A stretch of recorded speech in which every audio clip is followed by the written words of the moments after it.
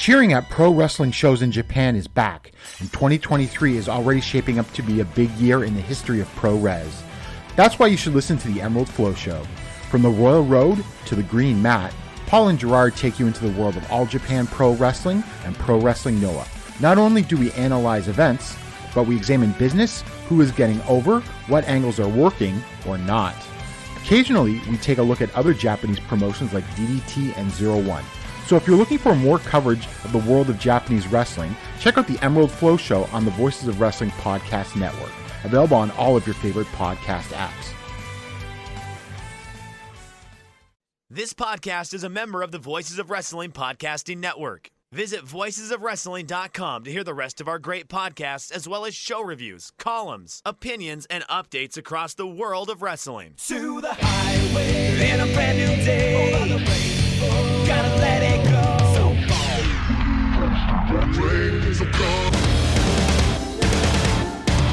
Fast to freedom. Stars tonight together. Here everybody's singing.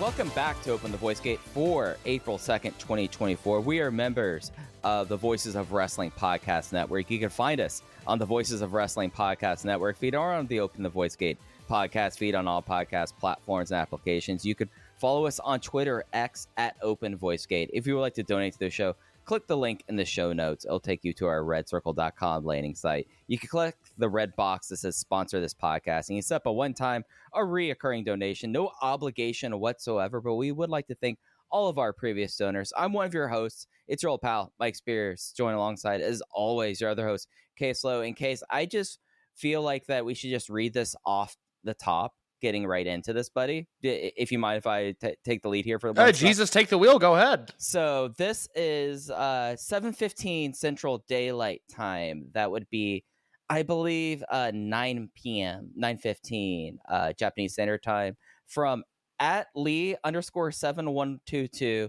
Jason Lee. To be honest, I'm not here to make friends or dance. In the past few years, I've been in a stepping stone position for a long time, and I'm sick of it. Like it or not, it's up to you. And then at underscore in your case, and at underscore Fuji Heya, quote this in your broadcast because I listen to it every week. Well, we were asked to quote this. Our top subject of tonight, Case, is Jason Lee's huge turn at Kobe Sambo Hall, the show that happened this weekend. Kung Fu Masters are no more, and Jason Lee is now a member of Z-Brats. Big, like, earth-shattering heel turn happening just right in the home base of Dragon. Kung Fu Masters no more. Natural Vibes down a member. Z-Brats gain member. An unexpected, albeit delightful turn from Jason Lee in the final B block match that he and Jackie Funky Kamei had in this year's Rey de Parejas. Off the bat, my initial thoughts before I kick it back to you, it was something I didn't see coming. We spent probably an hour last week talking about how I thought Natural Vibes would stay together through this. And, I was trying to see the forest through the trees. And my argument has continued to be, regarding the state of Natural Vibes, that in entertainment, especially in a down economy, you can never underestimate the impact of familiarity. And Natural Vibes, through their 3 different incarnations, is something that is very, very familiar to this Dragon Gate audience. And as the Japanese wrestling economy continues to struggle to recover from COVID, the argument for keeping Natural Vibes in its current state, that being with the 6 members that existed at the time we recorded last week, was that they already exist. And that is a huge advantage given, the depleted economy and the fact that sometimes it can be really hard for audiences to wrap their heads around new things. This turn came about 16 minutes into what I thought was a brilliant match between Jason and Jackie and Ishin and Shun Skywalker. I want to talk about that match a little bit more in just a second. But overall, I thought the turn was executed beautifully. I've got one critique that I think could have made it perfect, but I sit here with you, Mike, and I'm ecstatic at what is to come. Yeah, it's something where, at least for me, zero expectation, did not see this coming. Quite frankly, woke up to the tweet on Saturday morning, case going like, what just happened here? And then I pull up the Dragongate network, I watch the show, and it was one of the more effective heel turns I feel like in recent memory, and one that has a lot of weight behind it, I feel like, just because of everything you mentioned about Natural Vibes, the fact that Natural Vibe has been this just like through point for the last 5 years of this promotion.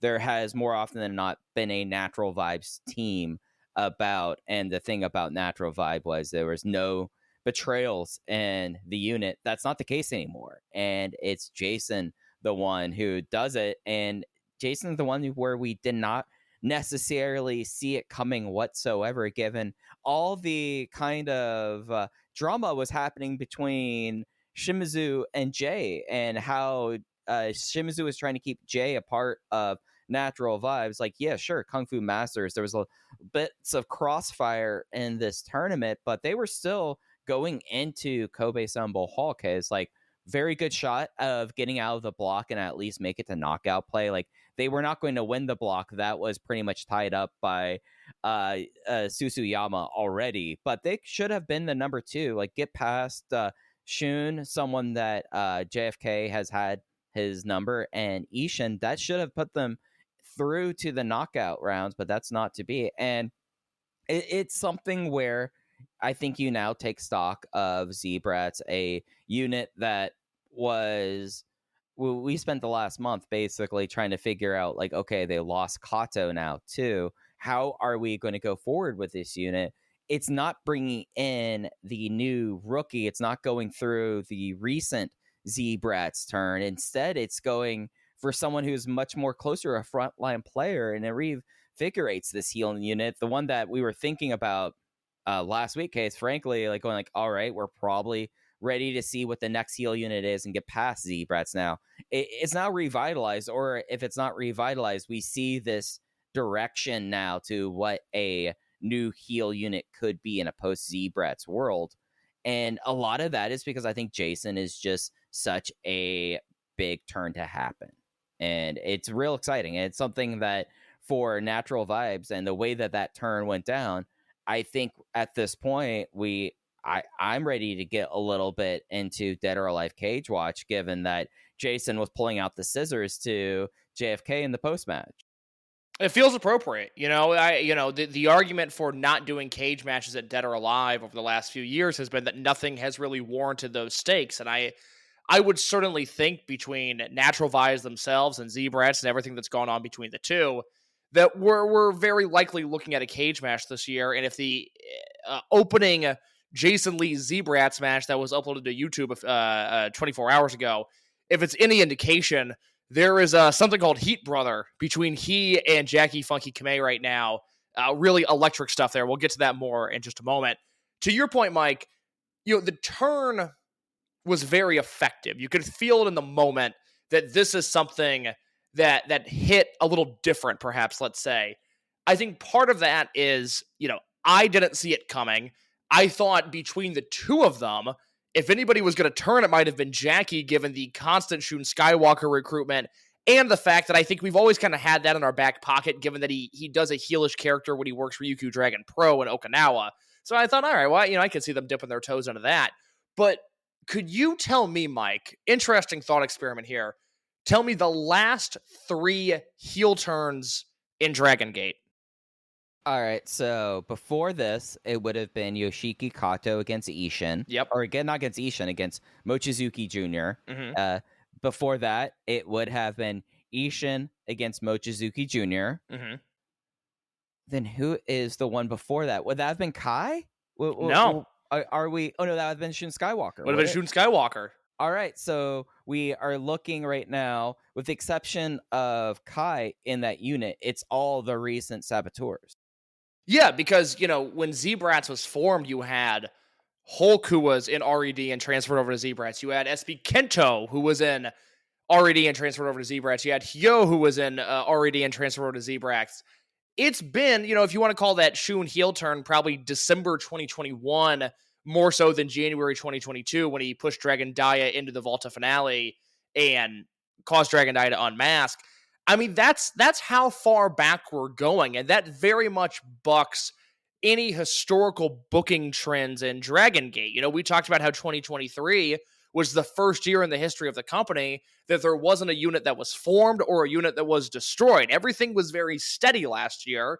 And, you and I disagree a little bit in terms of the effectiveness of that. I personally was a little bit more on board than most people were. But the Jason turn is effective because not only has it been so long since we've had a real shocking heel turn, if you go and look at Kato and at Ishin, and I don't say this as a knock to them at all, but they just weren't established in any way. We always talk about their chapter 2, right? Dragongate Young Boys come out chapter 1. They're all very exciting. We're all excited to see what's next. A lot of them have to get over the hump and prove they can make it in the second chapter of their career. And for Ishin and Kato, it was the heel turn. And I think they both, Kato faster than Ishin, but Ishin's there now, have proven to be successes as a result. But it's been a long time since we've had a heel turn with somebody that has had depth and has been in this promotion for a long time.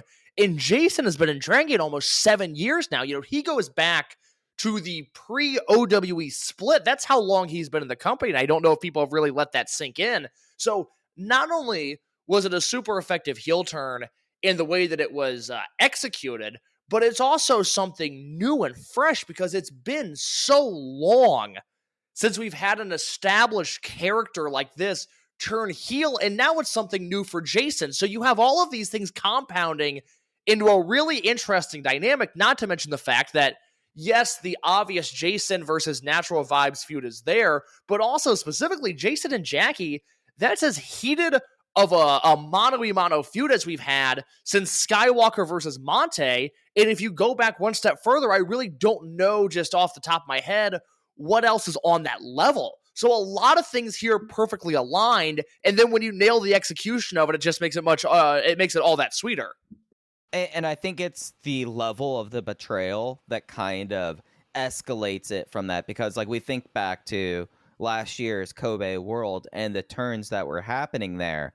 It was something in the cage where even though we had all the build, the Ultimo and Monte feud, there's only was a certain level of push you could really or a level of heat that they were able to get to, and they were able to work around it with Ultimo's schedule. But if we talk about going to the cage back in July, that was more of a faded battle that got a couple moments playing off the suspension, was able to add some stakes to it. This is something here where now we have to approach this now with not only is this now this big turn here, it's Jason, this cemented character, where the line of stepping stone is something I want to touch on too in a little bit. Okay, so I feel like that is a very important factor of this. But when you look at what's happening here, just as much as it's important for Jason, this is not just a step 2 or step 3 for Jack. This is now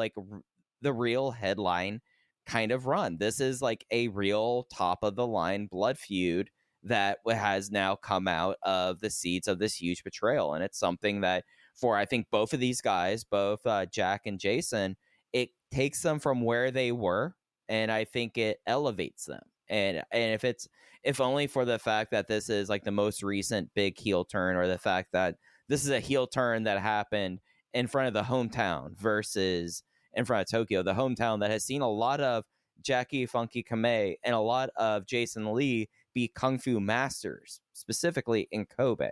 There's a lot of depth to this turn in this betrayal that I think not only plays off sort of someone like Jason and really bolster these heel ranks. I think it also, in a lot of ways, reflective is going to do a lot for Jackie Kamei, and also how you're going to kind of treat these two guys going forward. Jackie was really flirting with I'll say main event status, because if we were going to set this up like a, name your booking simulator of choice game, Jackie right now, and I think for the past 6 months or so, has been dead set definition of an upper mid-carder. And, we've talked about how he has really become the focus of these Cork and Hall shows. He's not only headlining, he's getting big wins in Tokyo, and that's really important. This has a chance now to bump him up a level. The interesting thing is Jason, who I think has always been hanging in that ballpark, but has never been fully established. This presents him not only with a chance for rapid elevation, but you start to think about, what might happen this summer and where they're going to go post Rey de Parejas. And I don't necessarily think it's a big 5 match. I don't think it would happen at Dead or Alive. I certainly don't think it would happen at World this year, which is, back to being the 3rd week of July.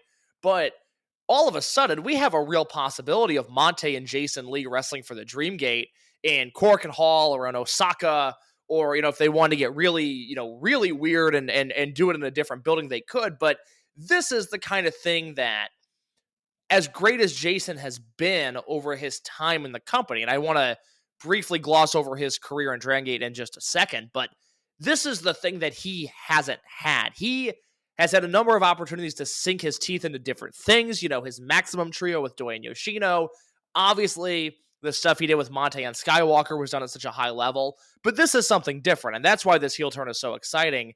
Is, Mike, think about the career of Jason Lee in Dragongate. He comes in 2017, end of 2017. My understanding from talking to Jason when Masato Yoshino retired, and I got quotes from Jason, you can read that article at voicesofwrestling.com, the career retrospective of Masato Yoshino, is that, and I don't know how the relationship formed, but Yoshino is the one, my understanding, that brought Jason into Dragongate. He comes in unaffiliated, but by the end of 2017, he's a full-blown member of Maximum. And, when we do the Foreigner Mount Rushmore, Jason is sometimes excluded from that conversation unintentionally. And I think there's 2 reasons for that. One is, even though he's not Japanese, he is Asian. And I think sometimes we lose sight of that in conversation because, he doesn't necessarily look like an Uha Nation or a Ricochet or somebody that isn't a homegrown talent member. The other reason is that Jason was immediately good in a way that, with all due respect, that Pac wasn't, and that Matt Sydal wasn't, and that Ricochet wasn't, and that especially Luis Mate wasn't. Jason, from his first match on, it was like, oh yeah, what's he been doing his entire career? Like, of course he's in Dragongate. This guy is so good, and he got linked up with Maximum pretty immediately, the super babyface unit. He spends 2017, 2018, 2019 in Maximum. He's with Doi, he's with Yoshino, he's doing great stuff with Kaito Ishida towards the end of their run. He lands in Masquerade at the end of 2020, and while the focus of that unit was Shun Skywalker, and while there was a lot of attention given to Kota Minoura, it felt like, and Mike, tell me if I'm wrong, but Jason Lee was the real workhorse of that unit. And even if the pageantry and the entrances and the charisma shed more of a light on Skywalker, I think you and I remember Masquerade as the unit where Jason really found himself. Yeah, and I think part of that was that, talking about stepping stones, you mentioned one that happened in Maximum. I felt like in a lot of ways, whenever the company needed to have someone to be either like a life preserver for a young guy getting elevated, or a strong backbone that could be depended upon, they went to Jason Lee. It started with Kaito Ishida in Maximum. You saw in Dragongate Generation case, like between these 2 units, he started linking up with Kota Minoura, and they started beginning that elevation that continued into Masquerade, where he was just not only supporting Kota Minoura. Take a look at the other 4 guys in that unit case. We had a Step 2 Dragon Daya. We had La Estrella, fresh right out of the chutes, La Estrella. Kota Minoura, who is in the midst of going from talented rookie to full-fledged upstart, and a face Shun Skywalker who had very glaring flaws. It was incumbent on Jason Lee to be able to kind of hold everything together, or Maximum would have completely crashed and burned. Yeah, a calming force in that unit. Somebody that was there that would always put forth a good effort, just charismatic enough to not steal the shine from Minoru or Skywalker, but charismatic enough to always remind you that he was there. I really thought he did brilliant work there. And then when Masquerade ended, you got to remember they had a three-way trios match for the rights to Jason Lee. It was Vibes and Z-Brats and High End, and Jason landed in Vibes, and it was another one of those deals where it's just like, oh my God, they've once again set him on a path for success, and you see him immediately team with Jackie Funky Kame. They teamed together for the first time on TV at the July 2022 Cork and against Shun and Hyo. Had a great match there. Their second match as a team, Ultimo Dragon 35th anniversary show, them versus Skywalker and Monte. And I would say post OWE split, that is probably the defining Dragongate match. Either that or the unit disbands match with Toryumon and RED, but that was December of 2020. And for better or worse, that just does not have the legacy that it should because of when it took place in the world. And also the people who all benefited from that, like leaving the promotion. That's true. That's so you can't overlook that. but as we talk about the career of Jason Lee, and I think keeping in mind the reasoning that he laid out for his turn, it's completely justified. He is a guy that has been called upon time and time again, and basically been but it's the weight of not just like these younger guys' careers and getting them to the place, but entire units have been on this guy, and he's not been the one who's really, it's never been of his benefit. It's never been in designs for Jason. It's been in designs for Kaito Ishida. It's been in the designs for Kota Minoru. It's been in the designs for Jackie Funky Kame. And I think that's a reason that level of depth to this turn makes it a little bit different. It makes it even more different than what we were talking about with those Ishins and Kato's turn. This is one that really has that depth that I feel like that a lot of those other turns, because there were chapter 2, as you were saying earlier, Case, just did not have that there. And I feel like that again, it's a perfect storm, because not only, like you mentioned, it's the first time that a member of Vibes has turned on Vibes, but we have a history with Jason. We have history with Jason and Jackie. I mean, I think this is now one of the all-time great Dragongate teams coming out of this Rey de Parejas, and I wouldn't have said that a month ago, but this has been my team of the tournament. They went out with a bang. I thought the match in Kobe was phenomenal. It was absolutely outstanding. And so now when you talk about Doyoshi and you talk about Yamadoi and you talk about Saito and Susumu and Saito and Genki, I'm not CK1. saying CK1, exactly.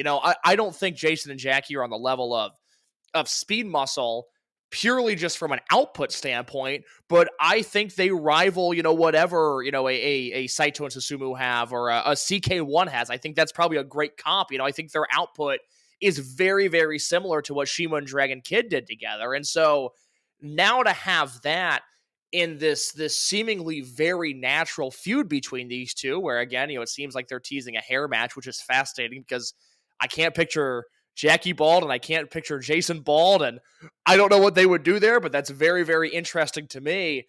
Yeah, again, this is I am at risk here, and I certainly don't want to come across like the same people that watch Cody Rhodes bleed on Raw and they were like, boom, Attitude Era is back. This is by no means are we entering another golden age of Dragongate, but there is a spark here that we haven't had in a very long time. And despite my continued enjoyment of the promotion, this is a new wrinkle, and this is something that I am just very, very into. Yeah, it's something where I very much got the same feeling from this, that when we talk about these momentous heel turns, and we've done Rewind and Rewatch Case, and we talk about moments that you feel the company changes, like when we talk about the big breakup of New Hazard and the BB Shingo dance, like there was like a full delineation point, and that spawned a rivalry that held up the company and led it to its modern era golden age with that feud as a backbone there. And it's not saying that instantly you have something that's going to compare to Shingo and Hulk. I don't think that is really fair for any party whatsoever. But what you see here now is something where it ties into the fabric. It very much, in a way, felt like it felt like Takuya Sugawara turning on Anthony W. Mori case. Like it was that sort of betrayal. It was one of those things of like, how could you, in a way? And we haven't had a how could you heel turn in a long time in Dragon Gate, and that's that's like one of those crayons in the color box I feel like has not been used in a long time. I couldn't agree more. And, I want to talk about the match itself. I want to talk about heel turns in Kobe Sambo Hall because there's some interesting historical anecdotes there.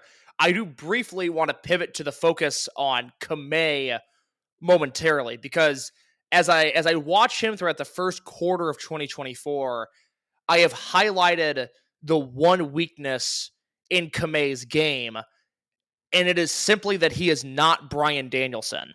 And that is the only flaw. That is the only thing holding him back from me touting him as the best wrestler of this year. Obviously, Will Ospreay is in that conversation, but I think Kamei has a greater volume at this point. Ospreay's been awesome when he's there, but Kamei's been doing it, Week in, week out. It almost seems like on a daily basis when you factor in the house show uploads, where he has continuously been the shining star of the YouTube uploads. He's incredible. And so now you have a situation where you have unfinished business with him and Monte. Remember, this tournament started with Kamei pinning Monte and Corkin Hall. So you're going to have something there. And then you're going to have whatever comes of this Jason feud and whatever comes of Z-Brats and Natural Vibes, even though, at this point, following the turn, it's like, all right, to me, these should be the battle teams going forward for the next 6 months. I almost don't want to tinker with anything because I'm so excited coming out of this Kobe show and then the house show that followed. But I mean, Kamei has been brilliant throughout the first quarter, and he's set up to continue this pace with whatever comes his way. And I just think that has to be noted that we are approaching what could be, assuming his health stays and assuming the output continues to be what it is, which I have no reason to suspect that he would ever slow down. We could be talking about a very, very special year in the history of Dragongate with Jackie Funky Kame's 2024.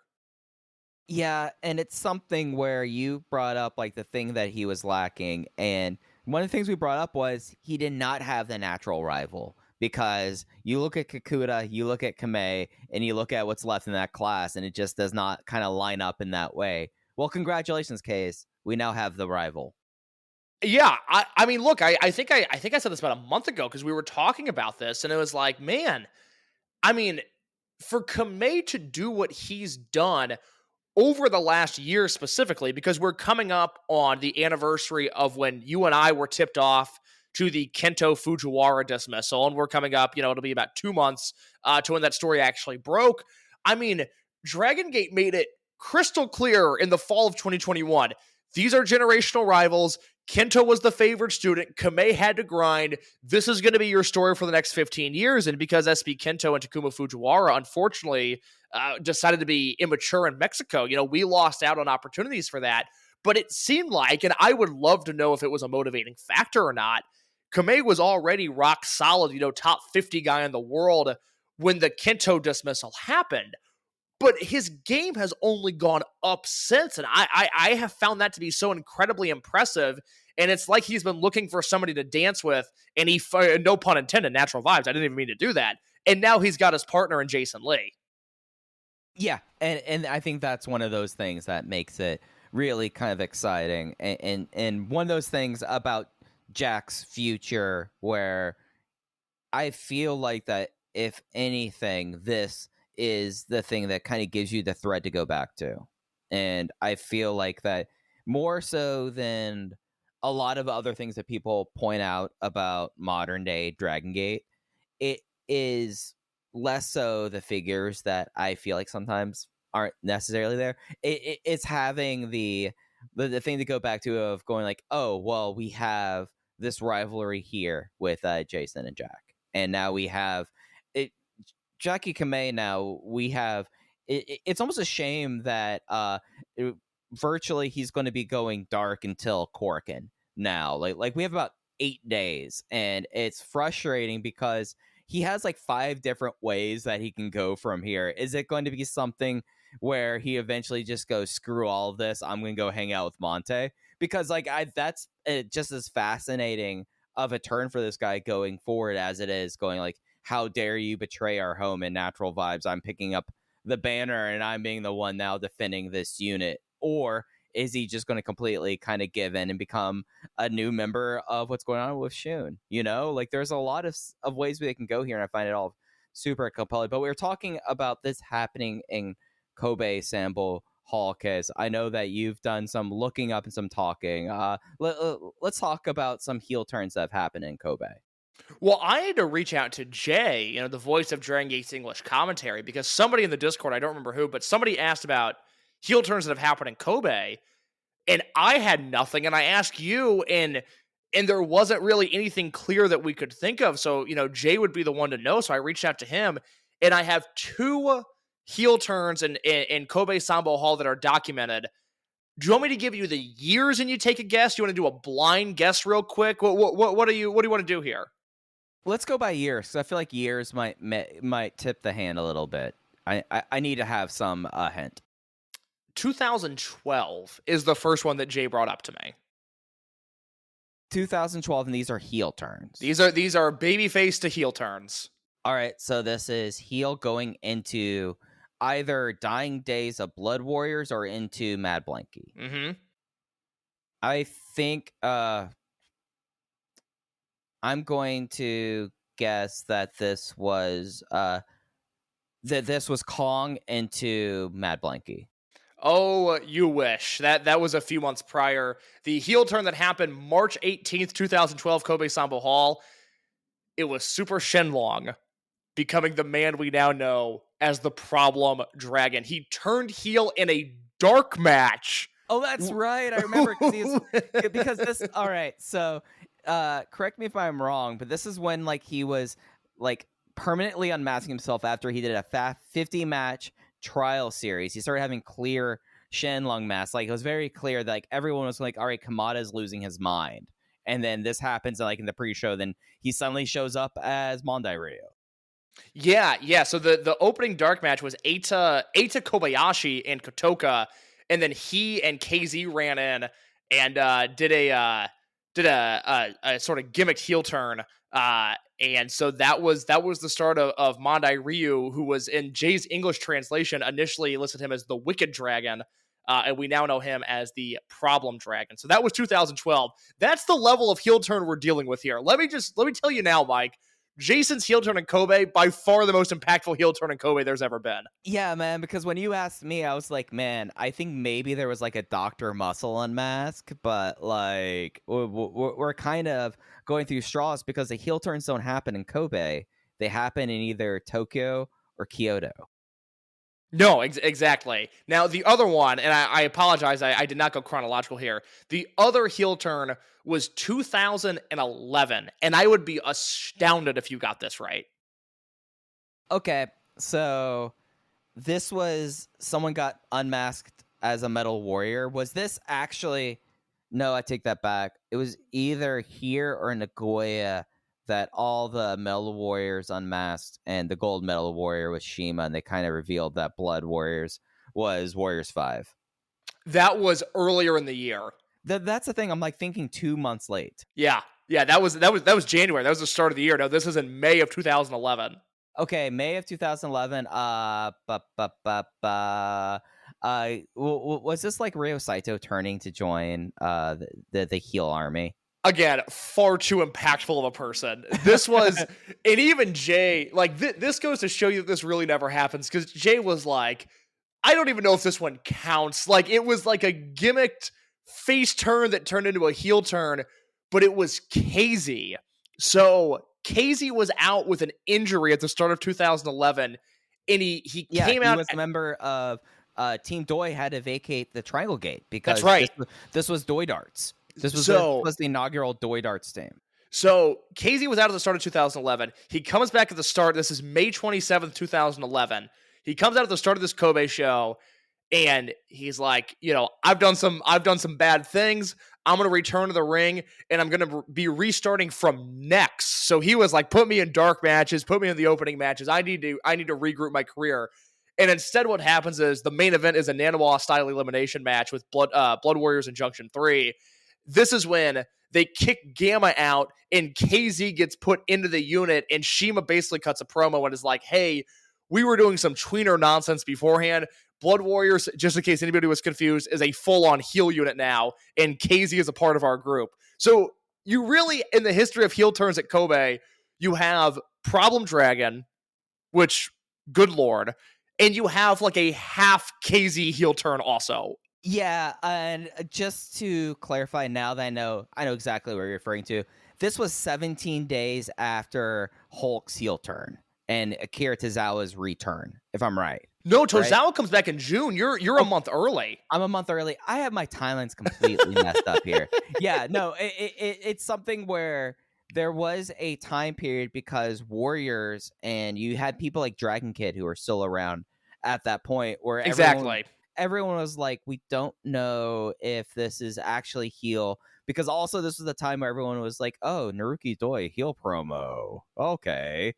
And this was really where like that crowd swell started happening. He also was mooning the crowd nonstop. Like this was a early, like I don't think we have it on the docket for Rewind and Rewatch doing the entire Blood Warriors and Junction 3 feud. It was a lot weirder than I think we all remember it to be. It's funny you say that. I've had that same thought recently where I was looking at some 2011 cards and I was like, I don't remember that. I need to go back and rewatch that. But yeah, like there was like a 2-month period where Dragon Kid was tweener heel. Exactly. And that was the only time in his career that he was. So the first, this is, May of 2011, they just kicked out Dragon Kid and they just kicked out Gamma. But we're really only a month into Junction 3 at this point. Like, the feud is still very, very new. Oh, if my timeline's correct right now, Junction 3 is not called Junction 3 yet. I think you're right. I think they might have become Junction 3 at that June Korakuen. I think they did, because that was the thing when everyone was like, really, Shingo, you just wear the armband. You wouldn't wear a green singlet here, man. So, yeah. I'm so glad somebody brought that up in the Discord, because I really drew a blank. I mean, it's just so odd to think that this venue they've been at literally since their second show as Toryumon has seen such few heel turns throughout the years, but this Jason one, certainly the most impactful, and also the one where, I want to talk about the match here. To have this good of a match and then to have it conclude with a heel turn is something that I found to be very effective, and it will certainly stick with me going forward. Yeah, and I think in a way part of this was just the way that everyone just erupted, and it was not just like it was not just like Jackie going, how dare you? It was the audience, and it was Shun for a little bit just kind of being like, oh, this is happening here. Like there was like a little look in his eye when this was all happening during this. Like how many times did you watch the turn itself and the post match? I watched the match twice, so the entire thing twice. I ended up watching the turn itself in the final moments about 4 times. Yeah, use a pruder. It was like the Kennedy assassination. Yeah, and like each time, and especially as you get into like the post match, like everyone's action, especially when you start watching Natural Vibes, is fascinating, because of course Strong Machine J does not come out, right? And you get someone like KZ who is like right into it, and you have Shimizu who's trying to like, seems a little bit Shimizu like. It doesn't seem like he figured out what's happening there in a way. It's such a fascinating turn. Like there's depth to it. There's layers to this turn that we've not had for years. No, I completely agree. And the thing that I think really helps this, there was a debate that I saw, and this is where you have to really accept pro wrestling for what it is and the logic that it sometimes brings, or really the lack of logic is, let me ask you, the fact that they wrestled for 16 minutes before Jason turned, does that bother you at all? Would this have been more effective had it been a Shingo, BB Shingo doing the dance and then turning on Hulk before the match? It almost seems crazy that Vibes would have somebody betray them and they wouldn't do it in the dance, but they did this here. What are your thoughts on that? I think like you kind of like having these moments because we didn't even bring up the fact that Jason was tied to the ropes for like a good like 3-minute period. You had this time where I think that the fact that you had Jason somehow fight things off those 2 or 3 times, like getting tied off to the rope and doing Dragongate heel shit, and then but like Jack having to sell, and you keep and you constantly are like pulled towards Jack during this match. It's very much a Jackie Funky Kamei match, and you keep on seeing this, and I think you need that 16 minutes to have the eruption that happens where like Jason, other than basically being negated throughout this entire match, his first like major thing you look at, Case, what is it? It is him buzzsawing kicking Jackie and then planting him with a maximum driver. Like I think you need to have that level of setup to have a turn of this level.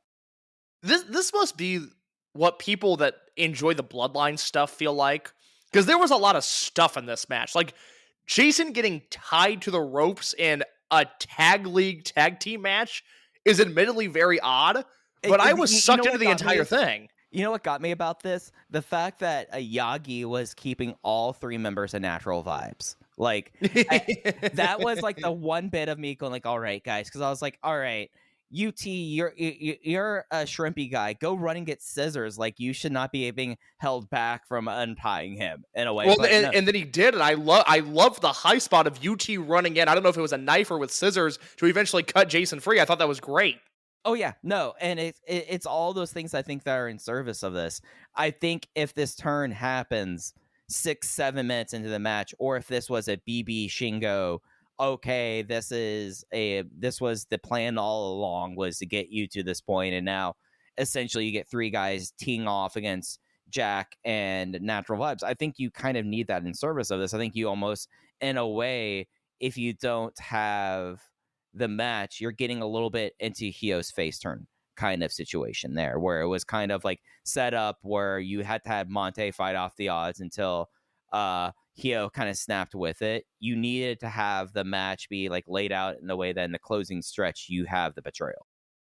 I'm with you there. The one thing I would have changed, or the one thing that I wish they would have done, is at no point in the match, and this is the only miss that I think happened here, there is not friendly fire from Kamei onto Jason. There is friendly fire where Jason accidentally enziguris Kamei, and I don't know if you noticed this, but again, I watched the match twice, and this really jumped out to me both times. When Jason hits the enziguri and it connects with Kamei, the crowd reacts huge.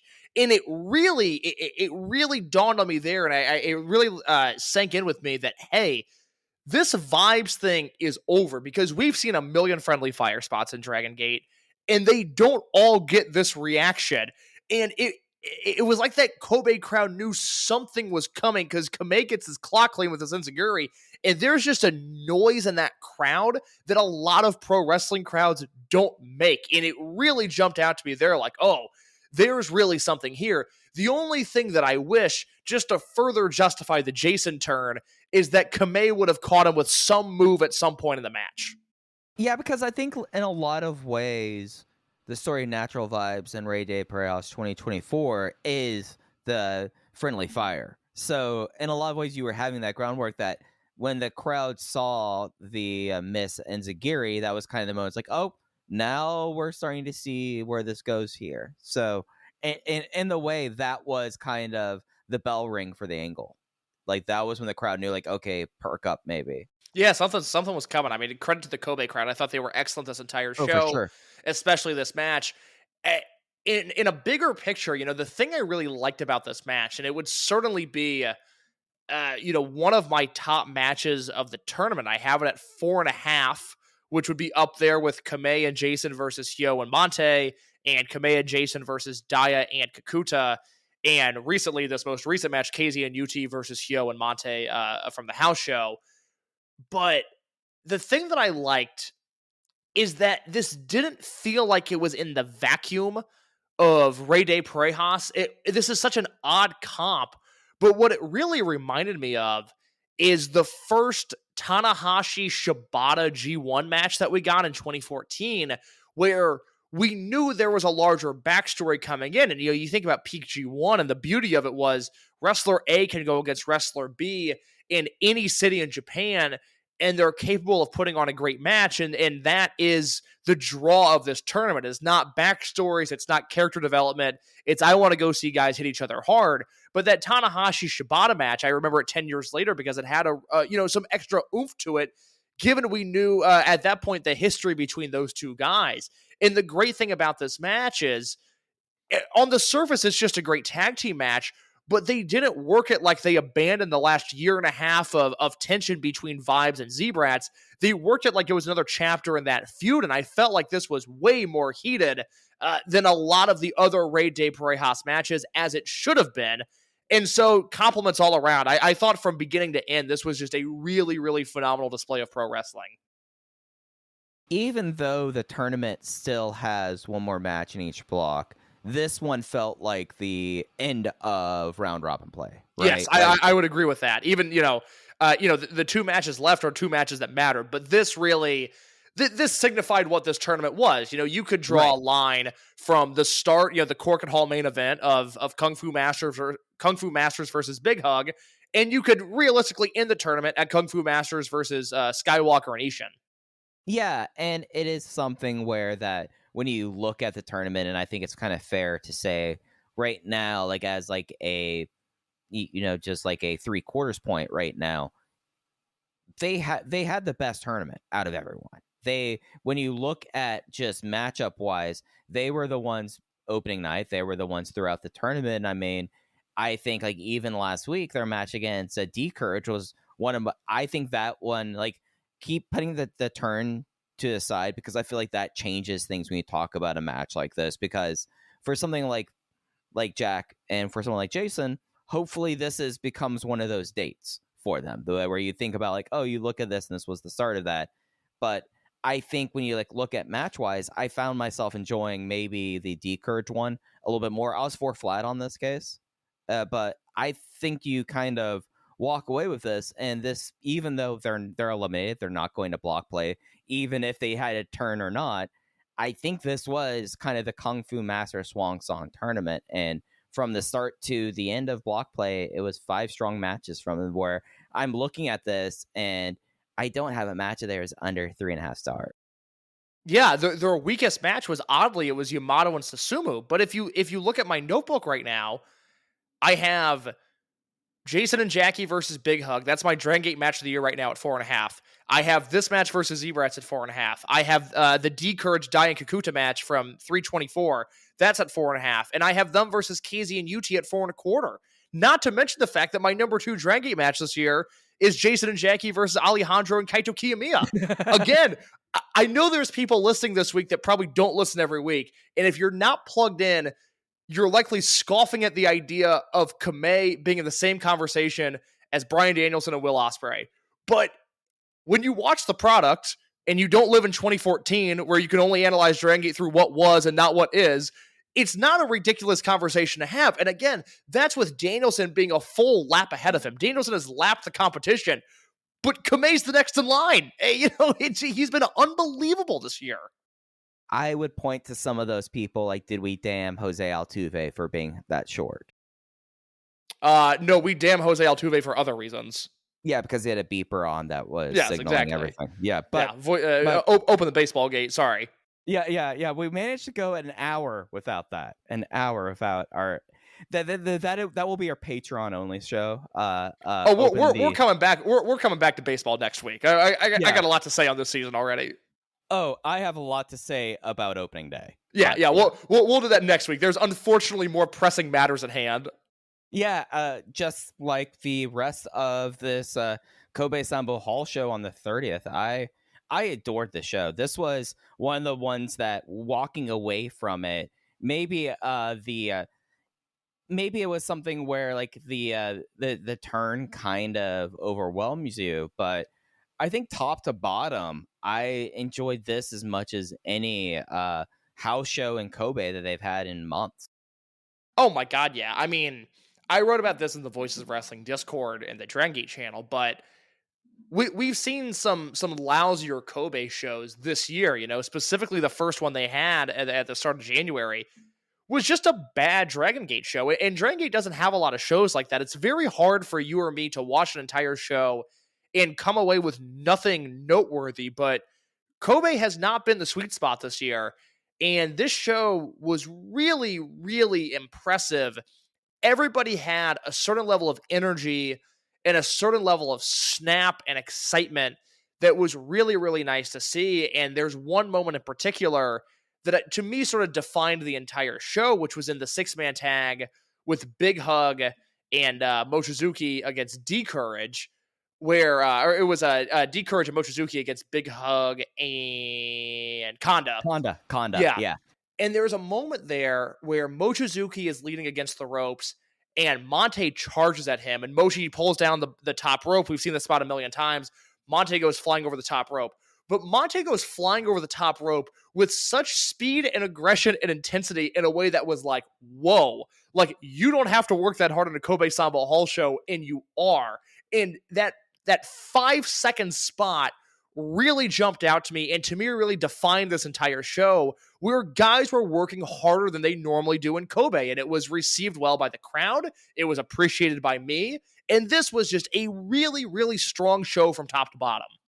Yeah, I want to talk about this trios match case because Big Hug has been this looming specter over the tournament, knowing that now this is a new face unit. This is now going to be getting the attention. Is it super face? Probably. Yasushi Kanda has kind of sick, crazy chemistry with these two guys. Can we get Kanda into a hunk molds to join this team? Because I really adored the way he was working with both Hio and Monte really kind of came together with it. And the closing stretch where Mochizuki now getting to participate as a unaligned guy has been a secret delight. I was a little hesitant about the end of M3K. What is the step for Mochizuki Sr.? Mochizuki Jr. apparently is having the time of his life right now. Oh, boy, am I worried about him. I mean, he went and got himself Doc Martens from the home of Doc Martens. I guess that's the good news is if you look at Junior's escapades on his Twitter, it's like innocent fun. He's like a teenager doing a study abroad program. You know, he's not. He's not. When I have to explain what's happening to my fiance, I'd use it in terms of study abroad. Yeah, and that's exactly what's happening here. It's a nice change of pace from making shady decisions in Mexico. It's really welcomed. Right. I really appreciate it. However, when you do a tweet about wanting to do death matches are hardcore, we're going okay. Yeah, no, come on home. Come on home, son. But I had a real maybe not a worry case, but I was intrigued and a little bit concerned about what does Mochizuki kind of do now without his son around and what really is with it here. I've been thinking he's been an absolute delight being the fifth wheel on these D-Courage teams and playing into a finish where Mochizuki headbutt to Kanda leads straight to the DDT. I adored this. I was notebook on it. I went 3 3/4. I really almost went notebook on it. So I understand where you're at here. It was, it was a classic Dragon Gate match where, you and I are talking about is it 3 3/4 or 4. If you put this match on American TV with this level of intensity and this level of precision, people are losing their minds over it. And that's not a knock on any company. It just goes to show how high the working standard is here. Yeah. Let's go through the show. I don't think we need to go blow by blow. We had a Natural Vibes open. Our opener on the show was two rookies or two of the younger guys on the roster facing off. Ryu Fuda, Man Without a Country, versus Ryoya Tanaka with new gear. Ryoya Tanaka gets the one-on-one win with a Spanish fly. A lot of struggle into this match. I enjoyed the feistiness here. That's fantastic. I mean, this was awesome. This is on YouTube for free. Go watch it if you don't have a network sub. Fuda. The struggle on the Spanish fly was awesome. Fuda's really good. And I'm really worried about his look and the fact that his hair covers his face now, because I think he is somebody, the way he works in this company, I think he needs all of the emotional help he can get. He needs to pull people in with his facial expressions. And you can't really see his face now, which worries me. But from an in-ring standpoint, there's a reason I've kept my Fuda stock. All right, the guy's had the worst luck imaginable for the last 2 years, but if he can just keep it together, he is talented enough to work at a high level in Dragongate. Yeah, and it's something where you contrast that with Tanaka, and it's something where we got to get a little bit of meanness in this match with him. That was nice to see. Like, we hear these stories of Ryoya Tanaka being a celebrated karate player. He has his trophy case, at Edion Reno, Osaka. It was nice to see a little bit of fight to him in this. Isn't it funny that Tanaka some nights works like he's been wrestling for a decade? Yeah, no, it's one of those things where like I like watch him and I go like, oh, you are better than everyone that I saw on the most recent Glade show. Like, he has moments of that. He's been wrestling for 10 months. He debuted at the end of May last year. Yeah, and he was debuted with like all of us going, okay, we think that this is a guy that he's going to get pushed, but we didn't know if it was just going to be pure PR based or if it was going to be on merit, and it's been nothing but merit. I mean, each time he gets an opportunity, he knocks it out of the park. Royal Sambo case, this one had us all waiting for Johnny Valletta's entry. He was announced for this one. However, Johnny Valletta did not win the Royal Sambo. Ho-Ho Loon has had a bit of a win streak happening in these kind of matches. He wins this one, last eliminating Punch Tominaga. It really turned into, oh, wait, we are the ones who got rid of Johnny. I guess we need to finish this match here. Here's the thing. The stuff with Valletta and with Yoshida was electric. I mean, it was awesome. I was glued to my seat the entire time. Real Showa hours with those two. Oh my God. I've got a few victory laps to take. One of them is just the Valletta thing I saw. I saw this happening. I'm delighted it's worked out. I can't wait to see where he goes from here. I thought he was absolutely fantastic in this match, and this is the best stuff Yoshida's done in a few years now. Another wrinkle to the Jason thing that we didn't really talk about is where he's going to be at odds against Ho-Ho, and so building him up in any way that you can to eventually get another Jason match, which I would guess would probably come at the next Kobe show, Jason versus Ho-Ho in a singles match and Kung Fu Masters explode. That's what I would imagine happens there, and then so it's a nice thing to see there. Yeah, I would do that there. And yeah, that was something that was kind of front of mind, knowing that the turn happened, seeing Ho-Ho being unspoiled for us to show, seeing Ho-Ho win that, going like, oh, that's interesting now. Like, that was like a nice little wrinkle to that. After that, we had that trios match of which we spoke of. Match 4, pre-intermission, 8-man tag, unaffiliated. Basically what we have here, Case, is Susumu teaming up with the last vestiges of High End. Yamato, Dragon Kid, and Kagetora along with Susumu versus KZ, Big Boss, Shimizu, Strong Machine J, and UT. Natural Vibes, at least here, remain on the same page. There were moments where KZ and Strong Machine J were about to come to blows. However, KZ gets the win with a running elbow smash over Kage. I thought this was the weakest thing on the show, but not bad by any means. Yeah, it was something where I kind of was all just, your focus goes to Strong Machine J here at this point. And, it's something where like his work here was fine, but it was more in service of, we wanted to see what happens. Like when the crowd reacted to Kung Fu Masters and the Enzigiri, the crowd was waiting for something to implode with Natural Vibes. That didn't happen. No, it did not. It was a strong night for Vibes, actually, until the main event. Right. And then we had the semi-main event, the only other Rey de Parejas match of the evening. This one was in the A block. Team Muscle entering this tournament, already eliminated in this match. They were 0-3-1, basically trying to get a win, at least something to go out on. Going up against Aganiso, who are one win, 0 losses, 1 double count out, 1 time limit draw, giving them 3 points, 2 matches left for them. Aganiso wins with the Gorilla Clutch here, going to 5 points, keeping their hopes alive going into the final week of matches. The Gorilla Clutch this time on Kota Minoura, Team Muscle kind of ends this being a big down note for Gold Class. So I feel like this is one of those times where we have a chance to get in front of this, where Gold Class only having 1 point in this tournament clearly means that something is happening with Gold Class. I don't think they got jobbed out just to get jobbed out.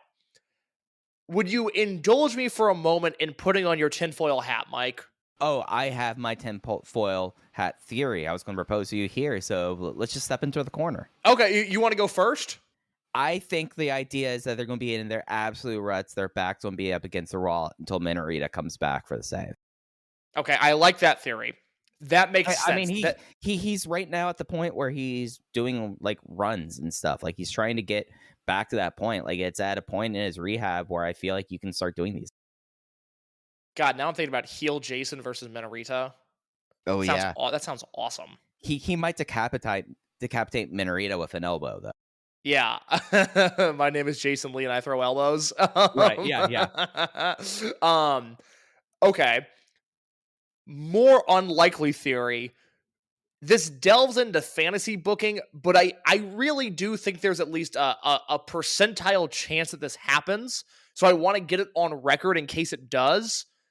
We have Shun Skywalker as a heel, and we have Jason Lee as a heel. And I think there's a chance, and I'm not saying it's a likely one, but I think there's a chance that we find ourselves in a unit disbands match between Vibes and Z-Brats, and Vibes wins, because I think they're at an odd point in the structure of Z-Brats where Shun Skywalker is the dominant figure, but it is technically a unit under the vision of Kai. And I'm starting to think that, one, Kai's due for a babyface turn, and two, I would hate to have this golden era of Shun Skywalker as a heel and not have him have his own unit. And what I'm wondering is if delusional Shun Skywalker creates an opportunity to where he takes Jason and he takes Minoura in something they've never done in history. They run back Masquerade, but as heels. Is it impossible? Is it impossible? No. I think it is something where you have so many loose ends, though, because you still have Ishin, you still have Kato, you still have Gianni at that point. You have a lot of loose ends you have to tie up to get there. Like, I don't see Ishin being a member of heel Masquerade. That's fair. That puts cold water on that theory, but I needed that. Hey, I like where your head's at. It's something where I kind of, that was something that I saw a new Shun Skywalker mask being made, and it was made in the black style of the fabric that you saw a lot around during Masquerade. So, front of the mind. Like, I totally see your logic there. I just think Ishin and Johnny are just too big of loose ends to just eliminate Kai and just go with a new Masquerade. Yeah, I also, we didn't really talk about him when we talked about the main event. Can we talk about how good Ishin has been lately? Oh, he's turned into just the tank.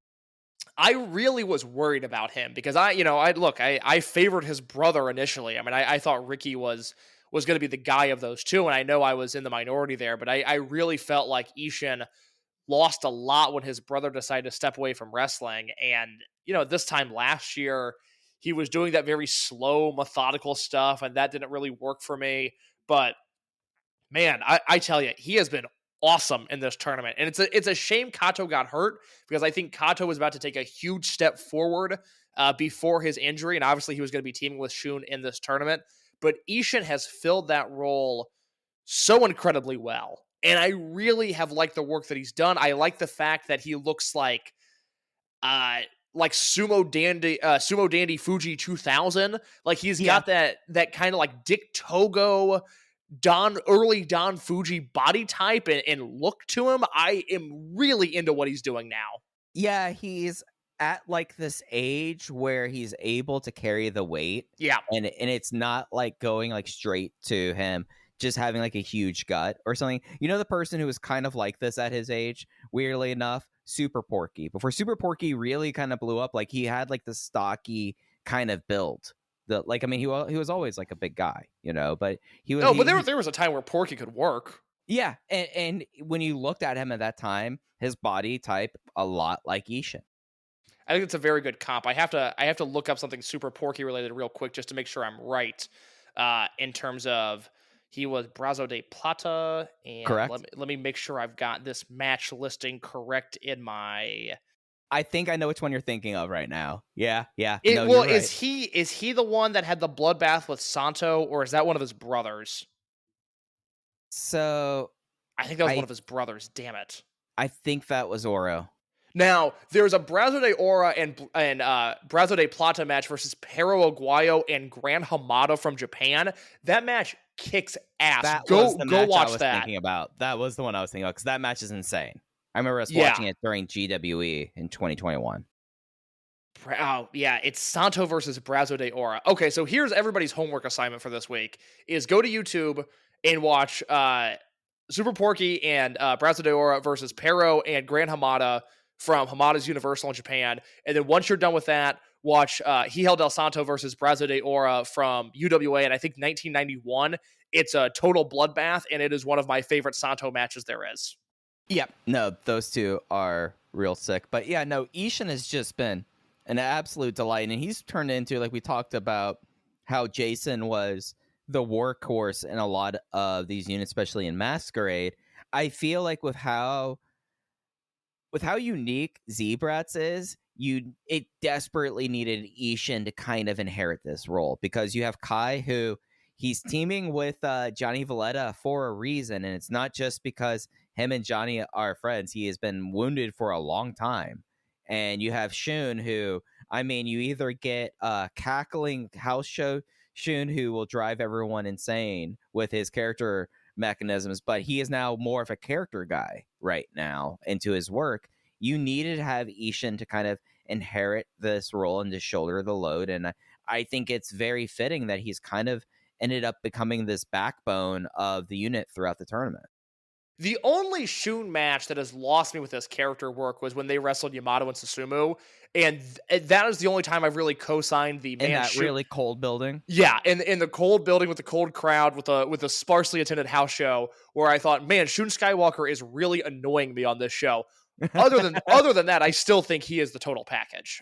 But that was a swing and a miss versus Susumu and Yamato. Yep, that one was not so hot. Should we touch on this Hiroshima house show that we had the next night? There's only been 2 Dragongate proper shows this week. They're now off until after WrestleMania. Like, they have shows on 6th and 7th to finish out the tournament, but we have one more house show in Hiroshima where we started off, Case, we got to see immediately what heel Z-Brats Jason Lee would be, as we had in this opener. We started out with a Natural Vibes and Z-Brats open, going straight into Strong Machine J, Shimizu, and Jackie Funky Kamei versus Shun Skywalker Ishin and Jason Lee. A huge low blow from Distracted Yagi by Jason onto Jackie to get the roll up to win here. And we got to see, at least in this first match, kind of the genesis of this JFK versus Jackie blood feud.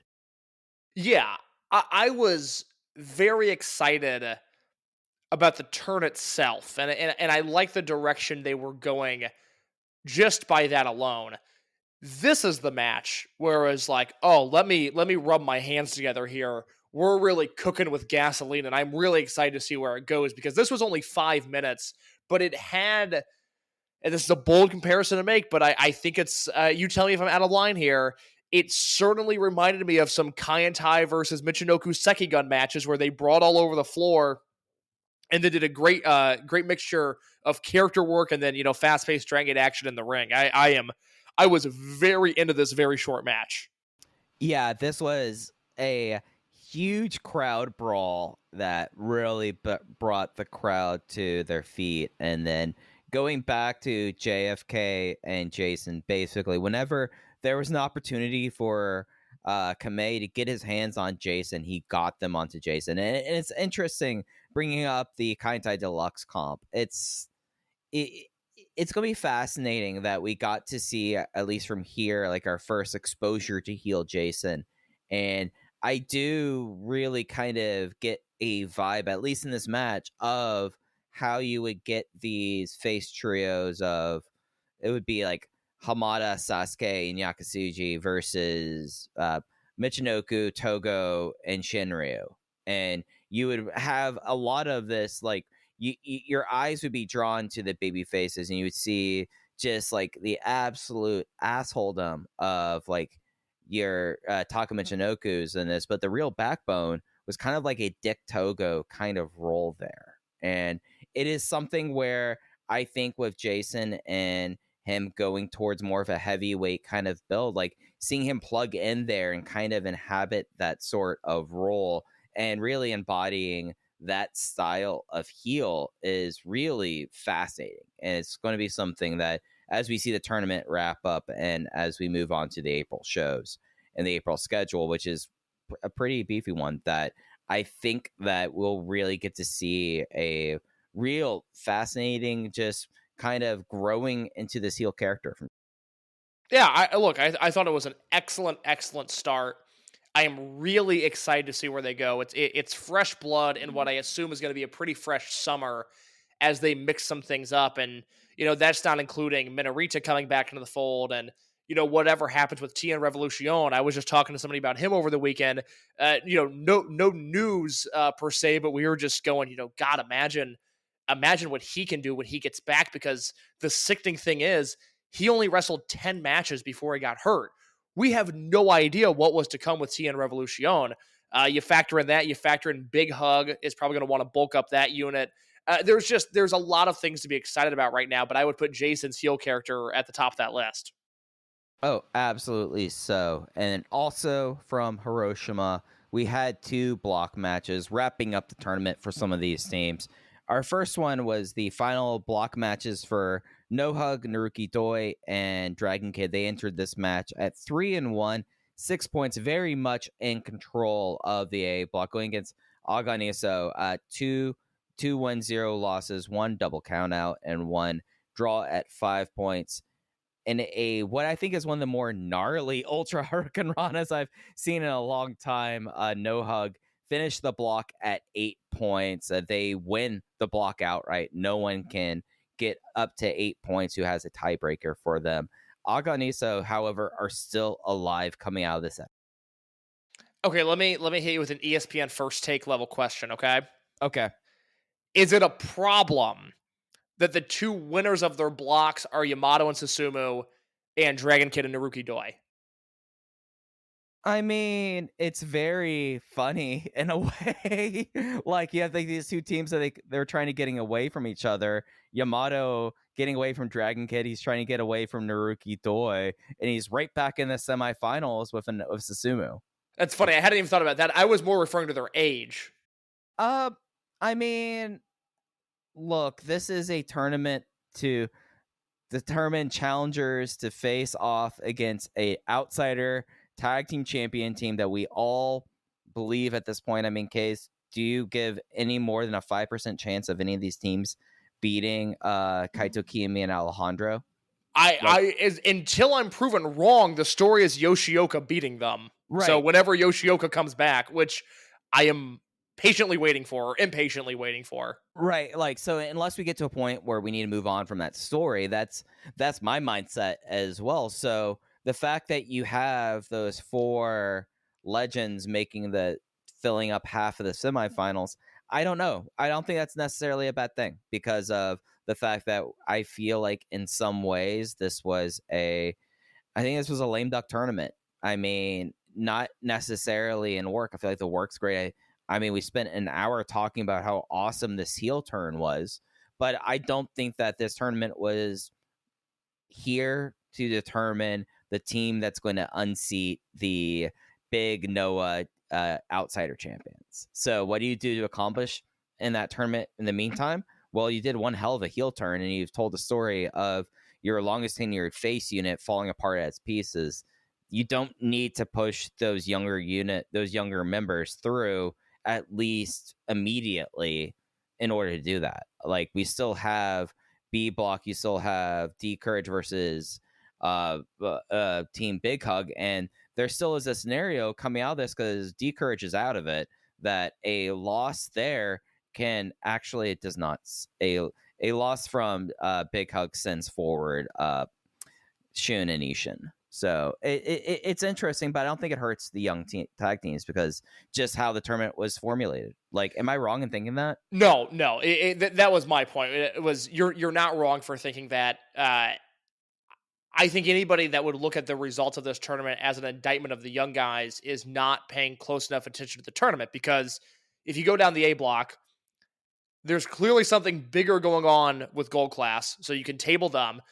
Shimizu and Strong Machine J, where Strong Machine J is the younger guy there, they're still in play. They could finish second in their block and go to the semifinals. You've got Owashi and Kondo. I think they're there to take a big loss. More power to them. Kai and Valletta weren't getting by, and obviously the Ryukyu Dragon team wasn't getting by. B block, Big Hug is in play. We talked at the start of the tournament about how D Courage wouldn't be in play, given that they've already wrestled not that they've already wrestled Alejandro and Kiyomiya, but that the story there is that they're waiting for Yoshioka to come back. KZ and Yuti had a great tournament. You've witnessed the demise of Kung Fu Masters, and then you've got Shun and Ishin, who may very well advance with the D Courage win. So the young teams that were in play either had reasons at the start of the tournament that they wouldn't win their block or finish in second, or throughout the tournament, they were given a reason in the case of Jason and Jackie not to advance. So I think that's a non-issue, but I do think it's worth noting the older guys are the ones that clinch their blocks. Yeah, and it's something where, so let me make sure I have this tiebreaker correct in the B block. I'm looking right now. It is, Big Hug have the tiebreaker over Kai and Ishin. I thought Kai and Ishin got that win there. So do they? Okay, yeah. So then Kai and Ishin are eliminated. Hold on, I don't think that's right. Let's Dave and Brian this real quick. But Monte, no, Big Hug did beat Ishin and Shun. So right now, just so everyone knows what we're talking about, the standings are. We'll get into A block in a second, but B block, Big Hug 5 points, 1 match in hand that happens on the 7th against D Courage, who are at 3 points, but they would D Courage are still alive. Oh my god. Okay. All right, there you go. Is it so if D Courage beats Big Hug, that forces a tiebreaker between D Courage and Shun and Ishin. I think that's what's going to happen. Huh. Because they went to a 20-minute time limit draw. Okay, interesting. Because all 3 of those teams would be at 5 points, right? Yeah. Because, however, you have the win of D Courage over Big Hug, that eliminates them from it. Sure. Because you have the immediate there. Then you have the tiebreaker that you have the fact that I think you have to do those 2 teams together in I think because it's a tie there, they have to do a block decider. So I think that's what's going to happen. So it's just way easier if Big Hug wins. Right. If Big Hug wins, then they go through on 7. However, no, then you do a drawing because they technically tie at the top of the block with Susumu my God. And Kondo. Yeah. I tell you, this has been a well-booked tournament, but when I look at the Rey de Parejas scoring chart, my mind has been mush for a month now. I can't comprehend this thing to save my life. Yeah, so here are your scenarios in the B block as oh boy, all right, buckle up. I figured this out here. Okay, so I have. So there are essentially 3 teams in play for 1 spot. Your 3 teams in play, Big Hug, D Courage, Z-Brats, right? Yes. Because KZ and UT are at 4 points. They have no matches remaining. They cannot get to 5 points. They are eliminated. Same case for Kung Fu Masters. Also, that's not a team that exists anymore. So we look at this 4-7 match where at 5 points, 2, 1, and 1, Big Hug versus D Courage, 1, 2, and 1 at 3 points. They go even on record and give if Big Hug wins, they advance on and they essentially tie for first with Susumu and Yamato for 1. If Kakuta and Dio win, they force a tie break with Shun and Kai and Ishin, and Big Hug are eliminated. That's B block. Okay. All right. I follow. Well done. I'm up to speed. A block. So A block, we have No Hug at 8. They're through. Yep, they're locked in. Big Team Muscle, 1 point eliminated. Team Ryukyu Dragon, 1 point eliminated. We have one match remaining. It is Natural Vibes versus Z-Brats. Right now, we have Natural Vibes is at 5 points. Agon Iso's at 5 points. And Z-Brats is at 4. Okay. So basically what it means is as long as if this match goes to a double count out, then Agon Iso advance out on merit, I think. And then then you have another fucking tiebreak. See? Why? Yeah, this is dumb. This is dumb. But I think it's Shimizu and Strong, but it's dumb. Shimizu and Strong Machine J are gonna win, and I think I feel pretty confident of that. Right, and then they'll advance. Yeah, that put them at 7. That put them in second place in the block. God, I feel like I'm like a sophomore in high school failing algebra again. Oh my god. Well, that is Rey de Parejas. I know, right it's been a great tournament, but this scoring chart makes me feel like the biggest moron on earth. Yeah, and then I think that unless you have anything else, Case, that's going to do it for this episode of Open the Voice Gate. Well, did you watch Big Hug versus KZ and UT? Oh, yes, I did. Sorry, that was I completely spaced on that match. So this was the second match on this show. B block, Big Hug versus UTKZ Vuelta finale on KZ. I loved it. I was 4 flat on it. The Kari no Wa stretch was wild. Yeah, I was 4 1/4. I watched this match and it made me think of. I was asking somebody once that works in indie wrestling. I was asking them about Fred Yehai and why Yehai doesn't get booked more. And this is pre Save the Children Fred Yehai, which I like to pretend doesn't exist because I'd still book him in a heartbeat. But they were like, well, the thing is when you wrestle Yehai, like he just hits you as hard as humanly possible. Like he's a nice guy, but he's brutal to work with because he just beats the shit out of you. And I watched this match and I wonder if it's true for KZ to some degree because KZ was lighting Monte up in this match. And maybe it was just the benefit of the single camera and the house show and the way the sound comes across. But all I could think during this match was like, oh my God, KZ is beating the shit out of this guy. But it was fantastic. I mean, I was 4 1/4. I thought this was one of the better matches of the tournament.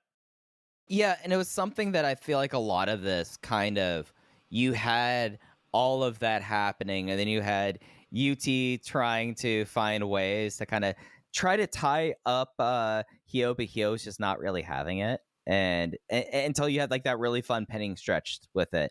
It's something where I feel like coming out of this tournament, KZ and UT, they were kind of the lapsed team out of the Natural Vibes group, but I still felt like that there was still mileage left when UT got hurt last time with those two. And I just think that yeah, Kung Fu Masters, I think were the team of the tournament, but KZ and UT were not far behind. No, I mean, if we were gonna do stock up, stock down on all of the teams, the biggest stock up is KZ and UT because I thought they would finish at the bottom of their block. I thought they would be just a totally non-essential, non-consequential team, and they were outstanding. And they felt like for the first half of the tournament, like they were real players that could have done something. I mean, 2 weeks ago, we talked about the idea of KZ and UT versus Shimizu and Strong Machine J being the finals of this tournament. And we were off base there, unfortunately. I still kind of wish that was the plan.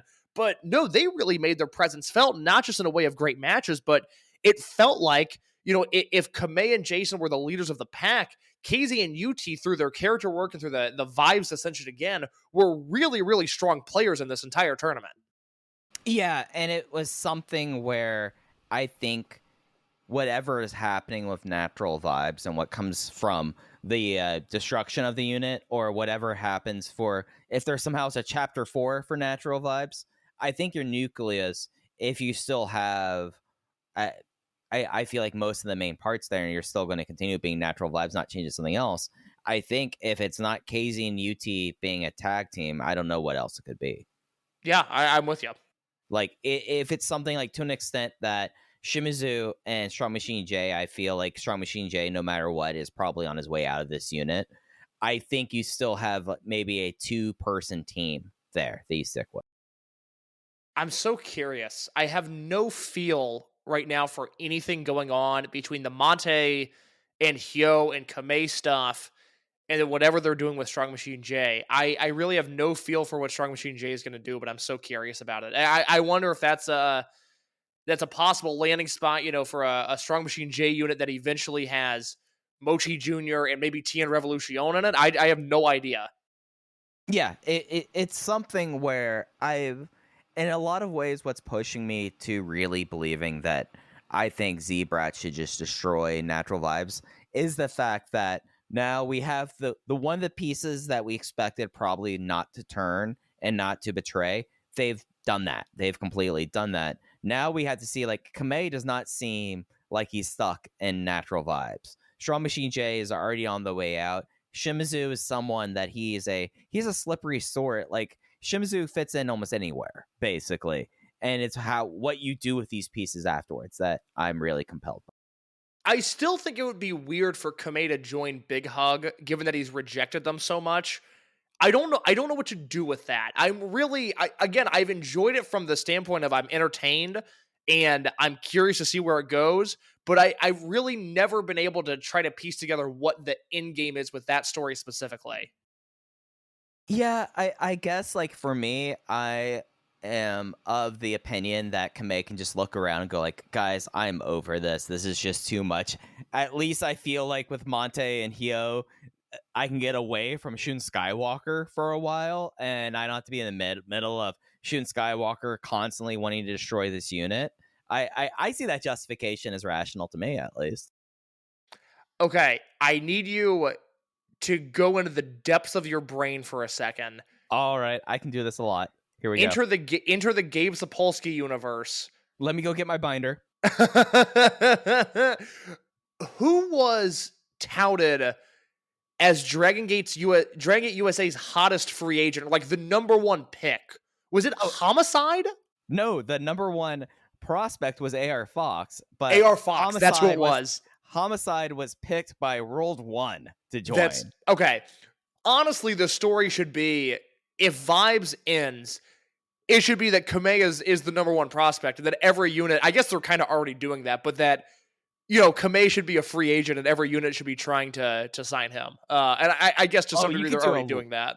I think you could do a lot of really funny stuff with that too. Like, who should be Kamei's agent? I feel like that Kamei needs to, like, if we're gonna have him be the hottest free agent, we need to play this up here. God, that's a really fun angle. You're right. Yeah, I feel like Shimizu is that. I feel like him and Shimizu are like that. Yeah, Genki, Shimizu. Genki's classic. It has to be Genki. Oh, well, actually, hold on. We're overthinking this. It's Takashi Yoshida.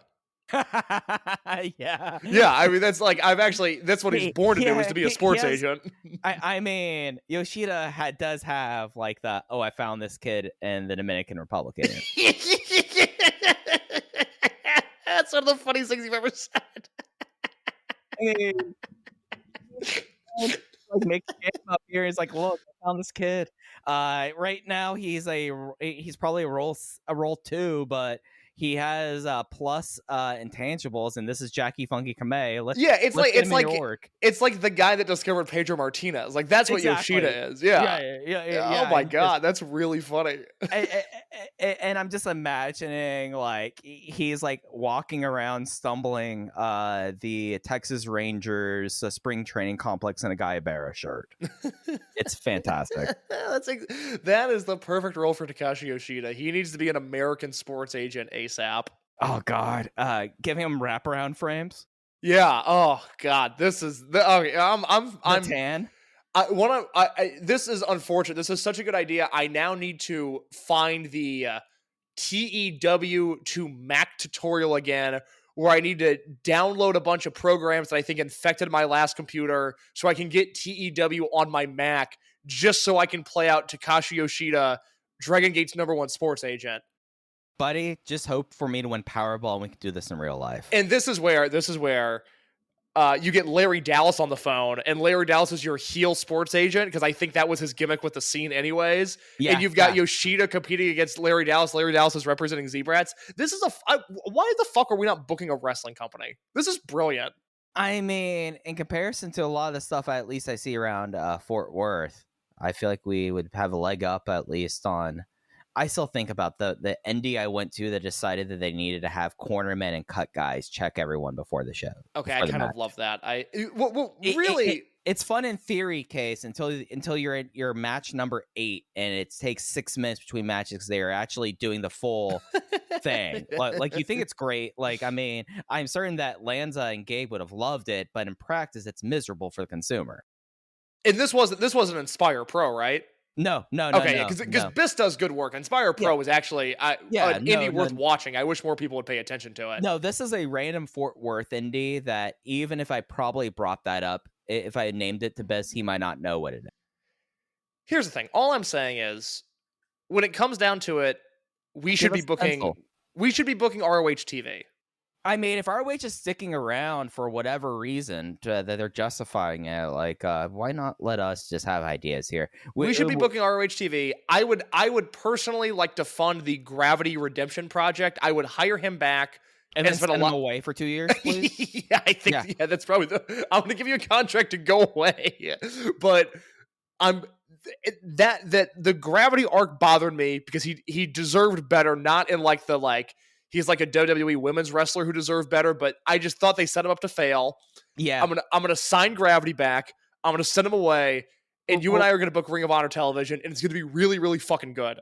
We're gonna send Gravity just to go live with Dragon Kid for 2 years. Like, he doesn't have to work for Dragon Gate. We just want him to live with Dragon Kid for 2 years. He's gonna learn how to not have a gimmick where you're doing Buzz Lightyear stuff. And, no, he's gonna do the headstands on the ring post like Dragon Kid does. Yeah. He's gonna learn all those workouts. It's body control. Yeah, it's body control, and that was the thing about Gravity. Is man, you as a wrestler and as an idea are 24 months from being seen on national TV. Yeah, because I really liked him in Big Lucha. He was a guy that I would actually, I don't want to say go out of my way to see, but when I would watch the Big Lucha shows, the year I was into Big Lucha before they really fell off a cliff, he was part of the reason why. Yeah. But there's a difference between being good in Big Lucha and being good on AEW. Exactly. And I think that it's ultimately a failing, and I think that I go back and I think about how the people that go to Japan, and it's not just you get to do the training, you get to wrestle like this. It's also the day-to-day life thing, being a real professional wrestler. And I get a sense that Gravity, it the whole shtick and the entrance thing very much felt like someone who had an idea and no one sat them down to explain it. Yes, I do. So but we're not here to rebook Ring of Honor, though we will be talking a little bit about that on a previous show, I feel with our timeline, right? That is true. If you're listening to this because it's the most recent episode in your feed, we have a WrestleMania weekend preview, Dragongate specific, that we also uploaded, and I would recommend giving that a listen as well. Yep, it is a lot of fun. In case we'll be back with next week talking about WrestleMania week, talking about the last few shows for Rey de Parejas, and then, man, we're on the road to Dead or Alive. Yep, absolutely. Yeah, I did not really realize that until I was setting up my schedule for this month, case, but we are a month and 3 days away from the first big show of Dragon Gate's year, and I can't wait for it. I can't wait either. And that will do it for us this week. We'll be back with you all next week. You can follow us on Twitter X at OpenVoiceGate. Cases at _ in your case. I'm at Fujiheya. Thanks for listening to Open VoiceGate. We'll be back with you next week. Take care. Cheering at pro wrestling shows in Japan is back, and 2023 is already shaping up to be a big year in the history of pro res. That's why you should listen to the Emerald Flow Show. From the Royal Road to the Green Mat, Paul and Gerard take you into the world of All Japan Pro Wrestling and Pro Wrestling Noah. Not only do we analyze events, but we examine business, who is getting over, what angles are working or not. Occasionally, we take a look at other Japanese promotions like DDT and 01. So if you're looking for more coverage of the world of Japanese wrestling, check out the Emerald Flow Show on the Voices of Wrestling Podcast Network. available on all of your favorite podcast apps.